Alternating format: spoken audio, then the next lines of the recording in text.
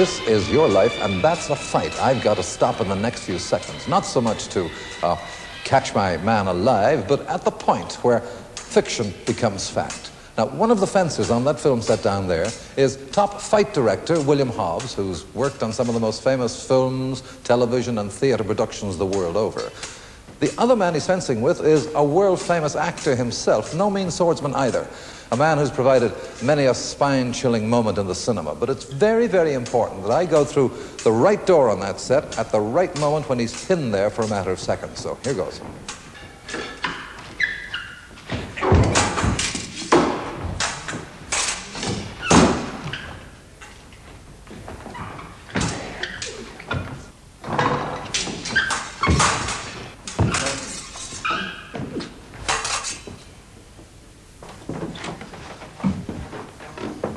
Gentlemen, put aside your weapons. Timely rescue, Christopher. Because tonight, this is your life. That is a conspiracy. An outrageous conspiracy. Thank you. Well, Eamon, you are the last person I expected to see come through that door. Oh, I enjoyed that scrap. Well, I came out of it alive. I'm beginning to wonder if I ought to have done.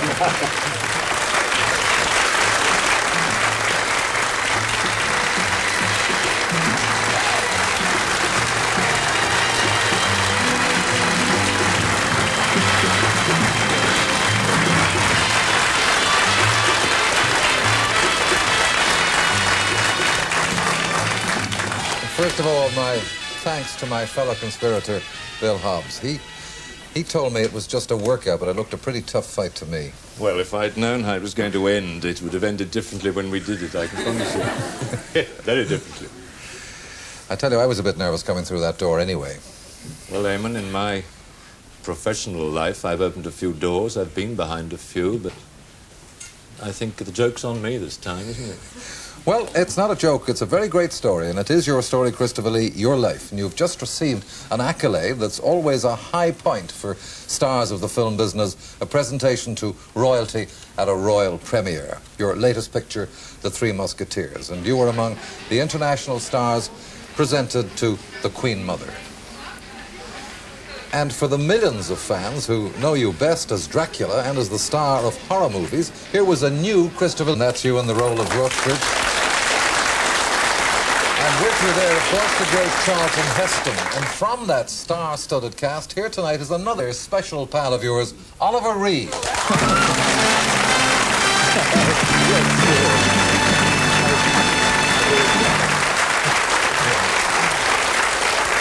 Oliver, you played Athos in that film, but it wasn't by any means the first time that you'd worked with Christopher. No, it wasn't. I think Christopher really worked for us because in the old days when I first worked for Hammer, I used to sit outside an air terminal in Cromwell Road. He picked us up and he used to charge us 5 shillings each. Makes a good to go down to Hammer Studios. It'd be much more now. And 5 shillings back in an old white Mercedes and constantly sing. I'm a dear, a female dear. and then he used to knock us and say, of course, you know, dear boy, I want to be an opera singer. Want to be? I had been. Thank you very much, Oliver Reed. Cheers. Thank you.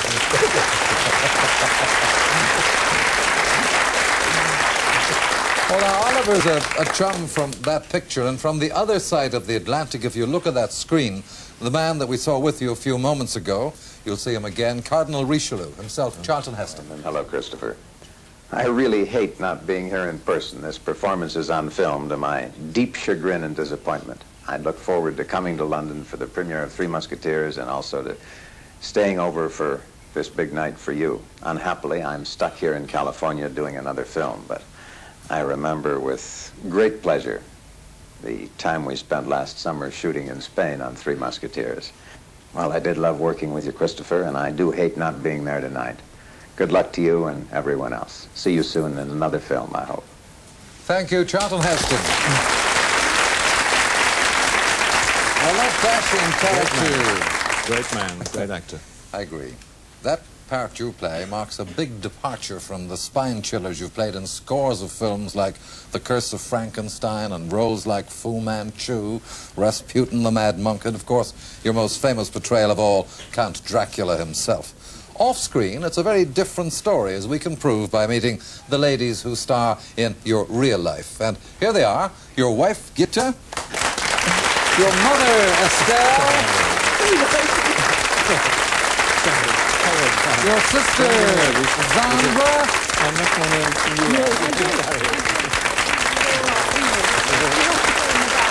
and your 10-year-old daughter, Christina.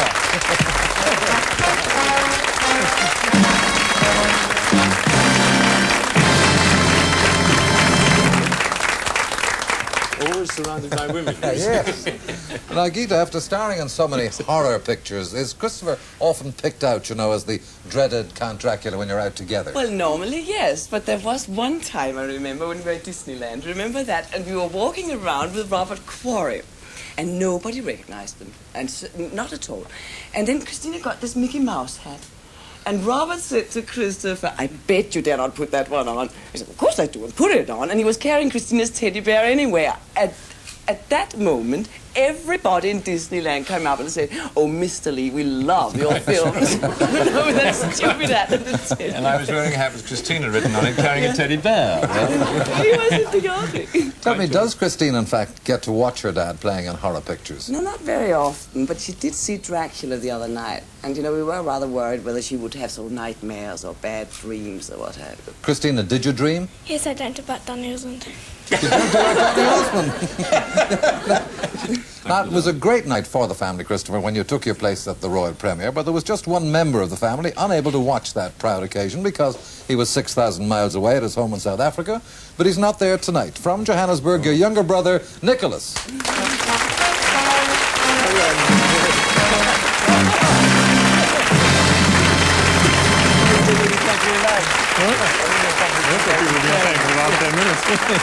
Nicholas, although you are now an executive with an electronics firm in South Africa, you're still able to follow your brother's film career. Yes, I do. I followed him pretty well from the beginning. When, by watching a film very, very carefully, called The Corridor of Mirrors, I got a fleeting glimpse of your backside. Very, very. Thank you, Nicholas Lee. Thank you.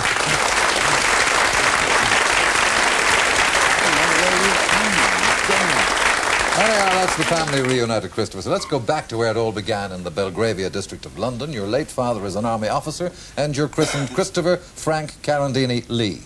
Appropriately enough for a man who's to play so many aristocratic roles, you've connections with European nobility. Mrs. Rose, what was the connection with the Carandini family in Italy?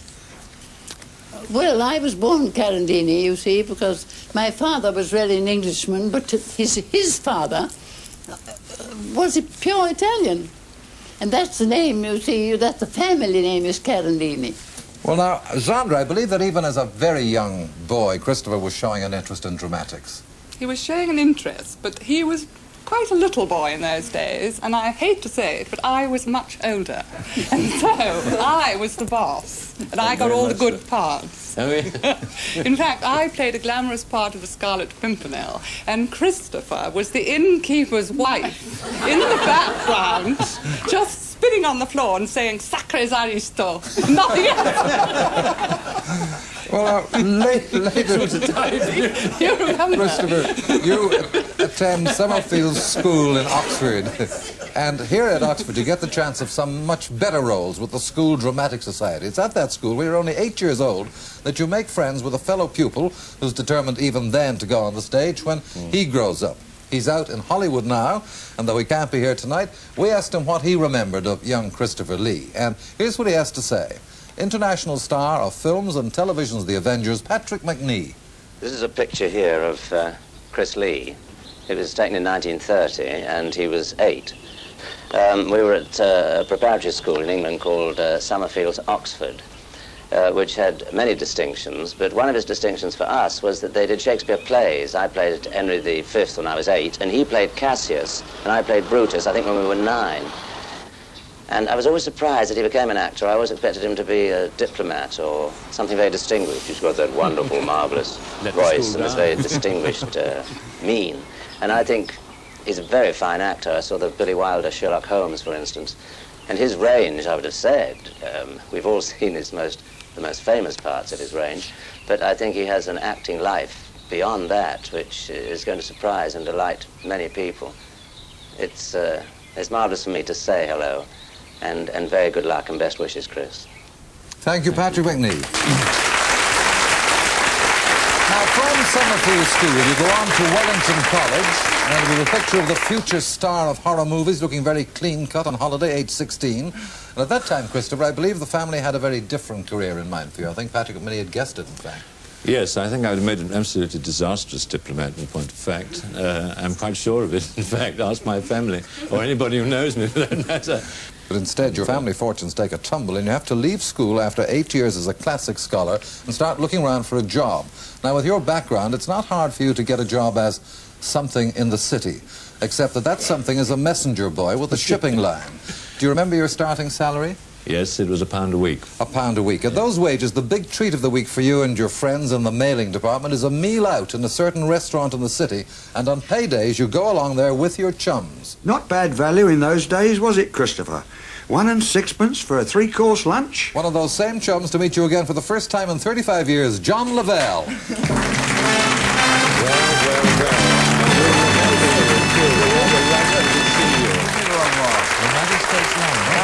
United States Line. Now, John, you were to stay on that company for 30 years to become a manager. Did you ever think that young Lee here would go on to become a famous name in pictures? Well, I always thought he was destined for higher things. Taller things, anyway. Well, taller, yes. Rather than just be a messenger boy in the city. But I expect you still remember the very cheap 3-course lunches at Slater's, as a matter of fact, for 1 and yes, 6pence. Leadenhall Street. I remember very well indeed. That's it. Yes, and I remember the stamps I licked too. Yeah. Thank you, John Lavelle. Thank you.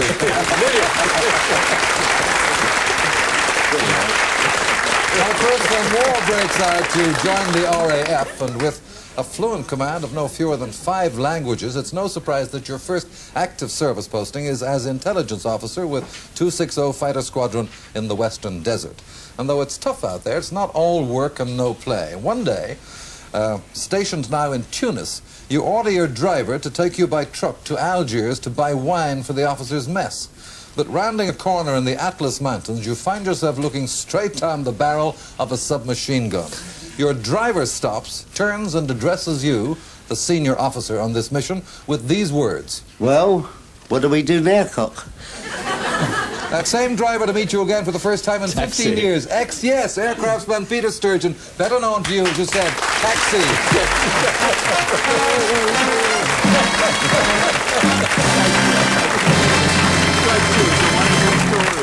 Taxi, as he called you. In that tricky situation, what was Christopher's first command? Well, he fingered his Sam Costume moustache and said, Taxi, as a senior officer in charge of this truck, I command you to drive straight on down the Tommy gun. Anyway, drive on we did. Round the corner, we come banging into an American roadblock. Now, the Yanks who owned to our dress thought they'd captured 3 German prisoners. 2, there were only 2 of us, if I remember 3 of us right. in that truck. Were there 3? Yes, oh, yes. I was too frightened to remember. Arrested. Well, we know that's true. German prisoners of war. We know it's true, Chris, because we have found prisoner number 3 from that skirmish, and he's here to meet you for the first time in 20 years, ex-Flight Lieutenant Bobby Brown. Good.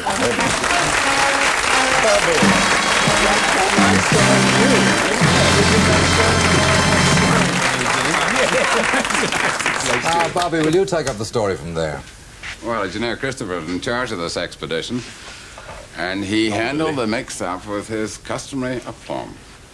We were under guard for, what, about 10 hours? Oh, a long time. Yeah. And then we were released by a commander of the Royal Navy who came to our rescue. But Christopher had insisted that as we were going to be in prison, that we'd be in prison in the American officers' mess. We had a super day, didn't we? Yeah. They were very hospitable. But there was another day when he probably could have used a drink or rations. Oh, you mean the night when he got a telephone call from HQ telling him, as he spoke fluent Russian, you remember this?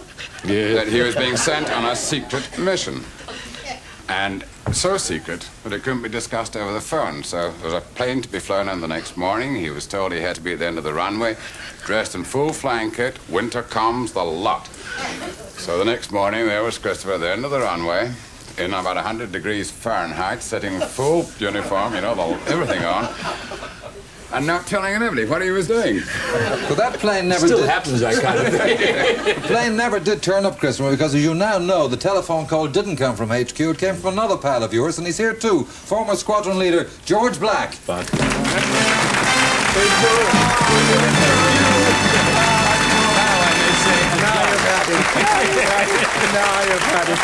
George, that call was one that Christopher obviously fell for. Absolutely fell. I disguised my voice as a group captain, Chris. Do you remember? No, it's not at least in that Commodore, I'm sure. We woke our Batman up at 5 o'clock in the morning. Do you remember? Yeah, I do. And looked at Chris, and he was there for 5 hours, you know. After breakfast, of course, we came and had a look at him. Absolutely. Thank you, George Black, Bobby Brown, and Dr. Fraser.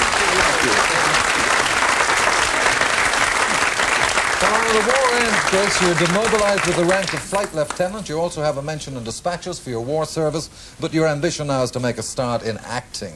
But your first roles in films are scarcely as the star. For example, in the famous film version of Hamlet. Can you remember the speech you had to deliver? Yes, it was one word, lights. I think I was one of about 40 people who said it in the dark. It's not till 57 that the break comes along, which is to change the whole direction of your career and start you on the road to international fame. The picture, The Curse of Frankenstein, made by Hammer Films, and you appear like this. Get back! Get back!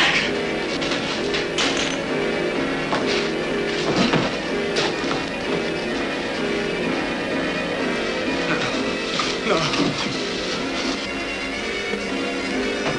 Get away from me!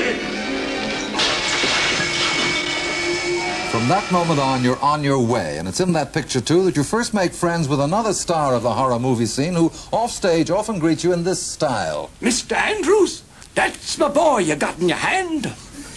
Baron Frankenstein himself, a great mate of yours ever since, Peter Cushing. Well done,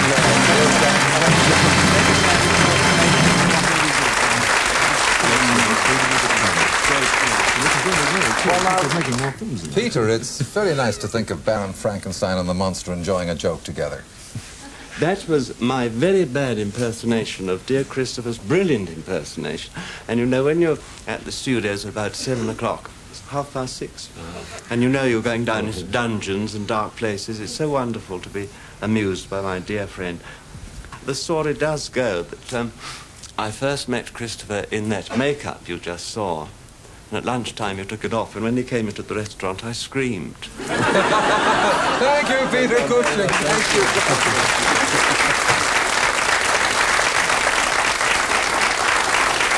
Well, it's with Peter, too, that you put together your greatest horror characterization of all, Count Dracula. This is where Peter gets the last laugh.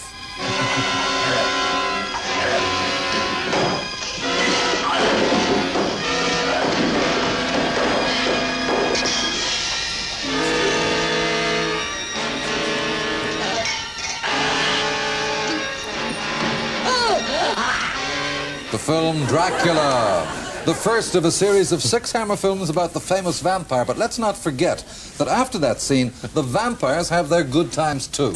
It was Dracula who gave me my first screen kiss. Your co-star in Dracula Has Risen from the Grave, Veronica Carlson, and with her, 2 more members of the most attractive blood group in pictures, stars of the Satanic Rites of Dracula, Valerie Van Ost and Joanna Lumley.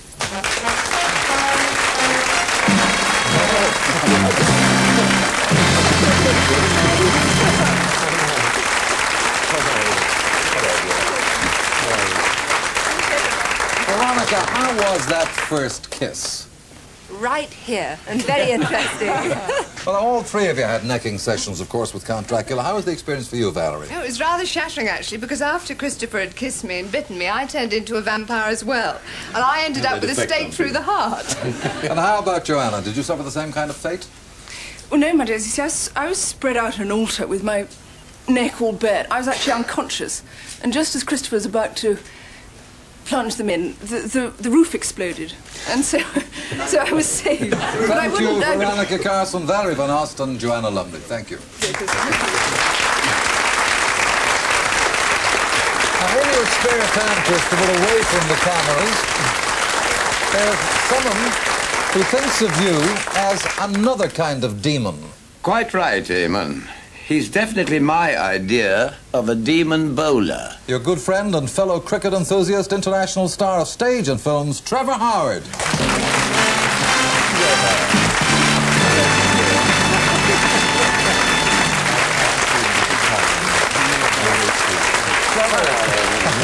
I gather that on the cricket field here, Count Dracula provides a few surprises. Yes, but then he is an actor off stage as well, you see. And he's a very fine sportsman in all directions. He's a super golfer. Now, I was captaining a side about, a long time ago. Christopher was playing in, and he wanted to open the bowling, so I threw him the ball, and I was amazed. He walked practically to the sight screen and took a very long run. And when it came to the ball being bowled, it went backwards to fall back.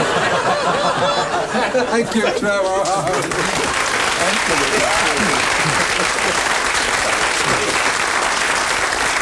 Meanwhile, your film career goes along a lot more smoothly, and in 1972 you're invited to America to share star billing on television with one of the greatest performers in the world. And though he couldn't make the journey to England tonight, we can hear now just how he feels about Christopher Lee. Sammy Davis Jr. Hi, Chris. It's kind of nice to be here and at home for a change. A home that you and your wife and daughter have visited so often. It gives me a chance to just say they couldn't have picked a better cat to say this is your life to. I wish I could have been with you, but you know my schedule is always hectic. This week, however, I'm only doing 8 days in the 1 week, so it's comparatively slow. For you nice viewers who may be watching this, let me tell you that I love that man very, very much, the man that you're honoring tonight. I am a fan, and as a friend, he and his family have been very close to my wife and my family and myself. So until we meet again, Chris, which I hope will be very soon, keep writing that story that we're going to do eventually together, and to show you that I'm prepared, dig. Thank you, Sammy Davis Jr.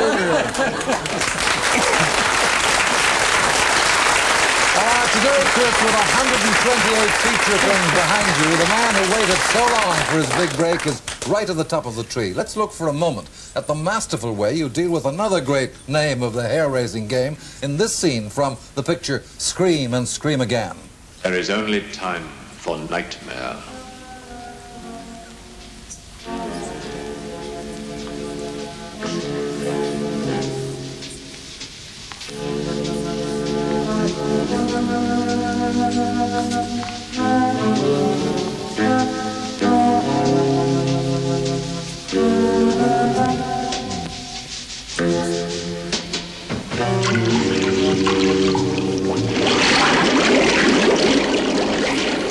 Vincent Price, of course, and when we told him out at his home in California we were paying this tribute to you, he said he was falling over backwards to be here. And he is. 8,000 miles from Hollywood to prove you two have a friendship will survive anything, Vincent Price himself.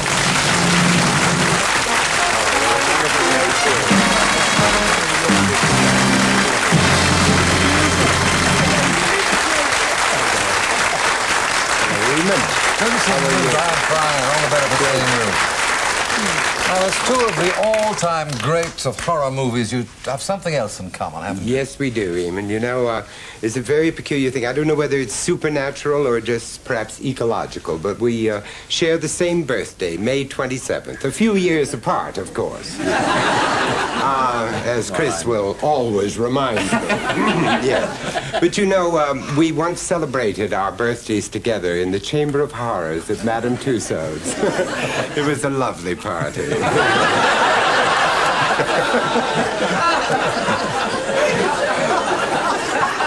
Vincent, how would you rate Christopher's success? Well, I tell you, maybe it could best be illustrated by a story that actually happened to me the other day. I go on a lecture tour every year all around the United States, and I got on a plane, fell asleep immediately to avoid fear, and a man came and shook me and woke me up and said, "Hey, you're Boris Karloff, aren't you?" And I looked at him and said, "No, Boris has passed on." He said, "He has?" He said, "Well, then you're Christopher Lee, aren't you?" And I said, "No, I'm not." And he said, "Well, then who the hell are you?" And he went and sat down and never bothered to ask. But, you know, quite seriously, I really welcome this opportunity to be here.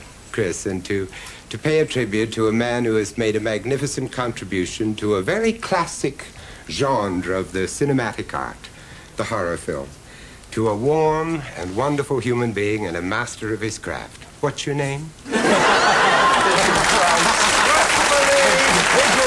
This is your life.